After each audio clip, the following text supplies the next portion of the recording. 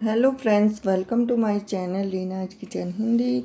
तो आज हम प्रदोष व्रत कथा के बारे में सुनेंगे। तो उससे पहले हम जानते हैं प्रदोष व्रत प्रत्येक तेरस को किया जाता है।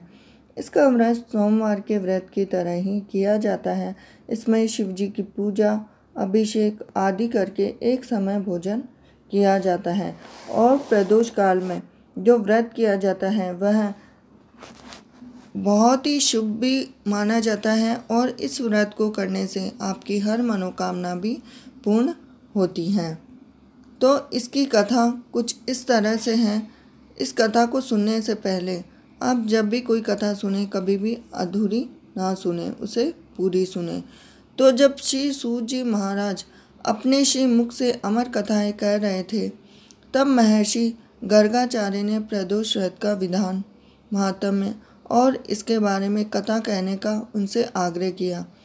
तब श्री सूत जी महाराज ने व्रत का विधान बताया और कहा, जो भी सोमवार के दिन शिव जी की पूजा के समान होता है, इस व्रत को करने से देवों के देव महादेव अति प्रसन्न होकर दुख दारिद्र्य को दूर करते हैं और मनोवांछित फल देते हैं। इस व्रत को करने वाला अंत समय में शिवलोक को प्राप्त होता है। और अंत में श्री सूत जी महाराज बोलते हैं कि अब मैं आपको उसकी इच्छा अनुसार कथा भी बताता हूँ, अतः सब लोग ध्यानपूर्वक श्रवण करें। विदर्भ राज्य में एक ब्राह्मणी थी। वह रानी की सेवा करती थी और उसका पति देवव्रत राजा की सेवा करता था। रानी के एक पुत्र हुआ, उसका नाम धर्मगुप्त रखा गया। ब्राह्मणी रानी की सेवा करती थी, अतः उसे राजकुमार धर्मगुप्त को पालने का काम सौंप दिया गया। अब ब्राह्मणी राजकुमार धर्मगुप्त से पुत्र व्रत स्नेह करने लगी और राजकुमार भी ब्राह्मणी को दूसरी माँ मानते हुए आदर देता था। तो राजकुमार भी ब्राह्मणी को गुरु माता कहता था। चूँकि वह राजकुमार था, अतः शीघ्र ही उसे राज्य का युवराज घोषित कर दिया गया। अब इसके साथ ही कुछ समय बाद ब्राह्मणी ने भी एक पुत्र को जन्म दिया। उसने उसका नाम शुचिव्रत रखा। राजकुमार धर्मगुप्त शुचिव्रत को छोटे भाई की भांति स्नेह देता था। शुचिव्रत भी राजकुमार धर्मगुप्त को बड़े भाई का स्थान देता था।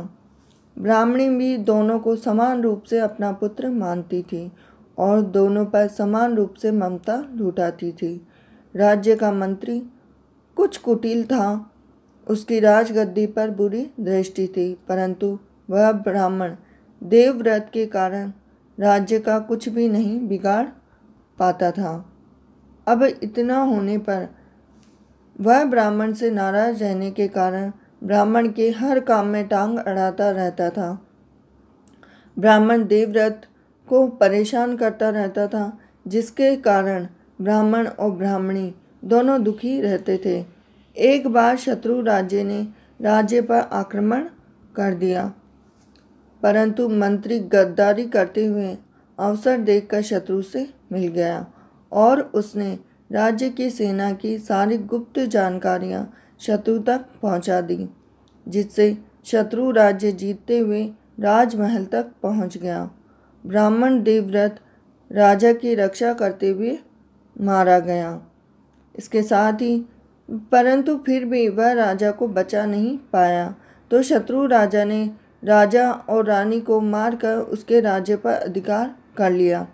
कुटिल मंत्री राजकुमार धर्मगुप्त और ब्राह्मणी को मारने के लिए ढूंढने लगा। अब ढूंढते ढूंढते ब्राह्मणी को जब इसकी सूचना मिली, तो वह अपने बड़े पुत्र राजकुमार धर्मगुप्त और अपने छोटे बेटे शुचिव्रत को लेकर जंगलों में जा छुपी। घोर विपत्ति के कारण दुखी होकर वह अपने बच्चों की रक्षा के लिए पुत्रों को साथ में लेकर जंगल में झोपड़ी बनाकर रहने लगी। कभी भिक्षा मांगकर तो कभी कंदमूल फल खाकर वह अपना और अपने पुत्रों का निर्वाह करने लगी। समीप में ही शालिंद्र मुनि का आश्रम था। एक दिन वह अपने दोनों पुत्रों के साथ उनके आश्रम में पहुंची तो ऋषि को दंडवत प्रणाम कर अपने दुख भरी कथा सुनाने लगी। अब इतनी कथा सुनाने के बाद वे प्रसन्न होकर तुम्हारे दुख और दारिद्र्य को दूर करने के लिए तुम्हारे जीवन को सुखी बनाएंगे। ऐसा शालिन्य ऋषि कहने लगे कि प्रदोष व्रत की पूजन का विधि विधान तो बहुत ही बड़ा है, परंतु श्रद्धा भक्ति और सामर्थ्य के अनुसार विश्वास रखकर व्रत को करने से भी भगवान भोलेनाथ की तुम पर शीघ्र कृपा होगी और तुम्हारा कल्याण होगा। अतः ब्राह्मणी ने ऋषि के वचन पर अटूट विश्वास रखते हुए श्रद्धा भाव और सामर्थ्य अनुसार व्रत आरंभ कर दिया। सूत जी बोले, हे मुनीश्वरों, जब मैं तुमको आगे की कथा कहता हूँ तो ध्यानपूर्वक सुनो। कुछ समय व्यतीत होने के कारण ब्राह्मणी का छोटा लड़का शुचिव्रत तालाब में स्नान करने गया तो भगवान शंकर की कृपा से उसे रास्ते में स्वर्ण मुद्राओं से भरा एक कलश दिखाई दिया। वह स्वर्ण कलश को लेकर अपनी माता के पास जाता है तो वह माता को कलश देता है तो माता कहती है, तुम दोनों भाई आपस में आधा आधा बांट लो। तो बड़ा भाई धर्मगुप्त बोला, इस धन पर मेरा कोई अधिकार नहीं है, अतः मैं यह धन नहीं लूँगा। यदि भगवान शंकर की कृपा होगी तो मुझे भी धन प्राप्त होगा। कुछ समय व्यतीत होने पर एक दिन दोनों भाई विचरण करते हुए वन के बीच में पहुँचे तो वहाँ उन्हें अनेक रूपवती गंधर्व कन्याएं अटखेलियाँ करती हुई दिखाई दी। उसके स्वरूप को देखकर उनमें से एक गंधर्व कन्या ने उनसे पूछा कि आप कौन हैं और इस वन में आपका आगमन कैसे हुआ। तब राजपुत्र धर्मगुप्त बोला कि मैं विदर्भ देश का राजकुमार धर्मगुप्त हूँ। मेरे पिता की हत्या करके शत्रुओं ने हमारे राज्य पर अधिकार कर लिया है, अतः मेरी रक्षा के लिए गुरु माता मुझे और उनके पुत्र के साथ लेकर यहाँ वन में रह रही है। अब आप अपना परिचय देने की कृपा कीजिए। कदाचित ईश्वर ने हम दोनों को एक दूसरे के लिए ही बनाया हो। इतना कहकर गंधर्व पुत्री ने राजपुत्र के गले में अपनी मणिमाला डाल दी।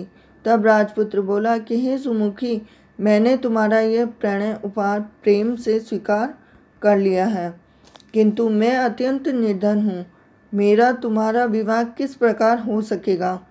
तब अंशुमति बोली, हे राजपुत्र, आप कोई चिंता न करें। मेरे माता पिता आपको देखकर अत्यंत प्रसन्न भी होंगे और विवाह की स्वीकृति भी देंगे। कल सवेरे आप यहाँ अवश्य आना। इतना सुन राजपुत्र गंधर्व कन्या से विदा लेकर अपने घर को आया और घर अपनी माता को बताता है। और सूत जी बोले कि हे ऋषियों, दूसरे दिन सवेरे राजपुत्र भगवान शिव जी की पूजा करके अपने भाई शुचिव्रत को साथ लेकर उस वन में गया। उधर वह गंधर्व कन्या अंशुमति भी अपने पिता भद्रक को अपने साथ लेकर वहाँ जंगल में आती है। तो गंधर्व राज राजपुत्र को देखकर अत्यंत प्रसन्न होकर कहते हैं कि तुम मेरी पुत्री के योग्य श्रेष्ठ वर हो।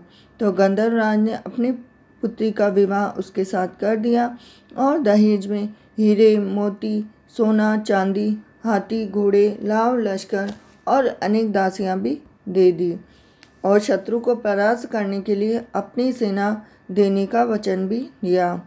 तो राजकुमार धर्मगुप्त ने गंधर्व राज से सेना लेकर अपने राज्य को वापस प्राप्त करने के उद्देश्य से ब्राह्मणी और शुचिव्रत के साथ शिव जी की पूजा करके शत्रु पर आक्रमण कर दिया।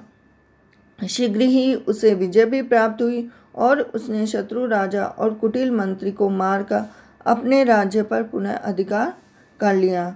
तो सूत जी बोले कि हे ऋषियों, जो भी स्त्री या पुरुष पूरी श्रद्धा और भक्तिभाव से इस प्रदेश व्रत को करेगा तथा शिव जी का पूजन अभिषेक करेगा, रात्रि जागरण करेगा और कथा सुनेगा, तो महादेव जी उनके सारे कष्ट हर लेंगे और अपने लोक में अवश्य ही स्थान देंगे। इस प्रकार से प्रदोष व्रत में ओम नमः शिवाय इस मंत्र का जाप अवश्य ही करना चाहिए। तो आशा करती हूँ कि आपको ये प्रदोष व्रत कथा अवश्य ही पसंद आई होगी और ये जानकारी आपको अच्छी लगी हो तो वीडियो को लाइक कीजिए, चैनल को सब्सक्राइब कीजिए और बेल आइकन को ज़रूर दबा देना, क्योंकि एक लाइक से मुझे मिलती है मोटिवेशन आपके लिए और भी बेहतर वीडियो बनाने के लिए। तो हिंदू सभ्यता के 30 त्योहार, पूजा विधि, व्रत कथा के लिए बने रहिए। रीना किशन हिंदी से मिलती हूँ आपसे नेक्स्ट वीडियो में। हरे कृष्णा।